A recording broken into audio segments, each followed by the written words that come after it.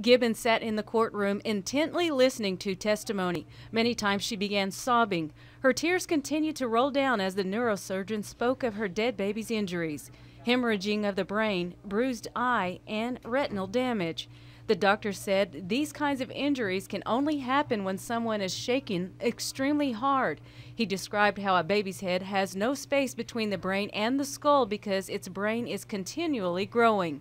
And because of the tight fit, it takes even more force to cause this type of trauma, something that the doctor says could not have happened during a fall. In earlier interviews, Gibbons told authorities the baby fell from the bed, but says she never actually saw it happen with her own eyes because she was picking up spilled cereal off the floor.